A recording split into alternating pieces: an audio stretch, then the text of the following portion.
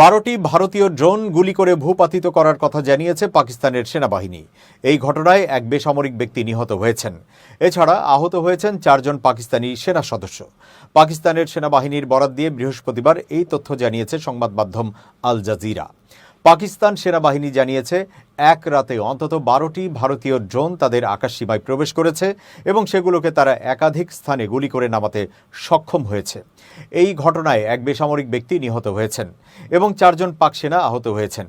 পাকিস্তানের সামরিক বাহিনীর মিডিয়া উইং আন্তঃবাহিনী জনসংযোগ পরিদপ্তরের মহাপরিচালক লেফটেন্যান্ট জেনারেল আহমেদ শরীফ চৌধুরী বলেন, গত রাতে ভারত ফের আগ্রাসী মনোভাব দেখিয়েছে, একাধিক জায়গায় ড্রোন পাঠিয়ে হামলার চেষ্টা করেছে। তিনি আরও জানান, এর মধ্যে একটি ড্রোন লাহোরের কাছে একটি সামরিক স্থাপনায় আঘাত হানে।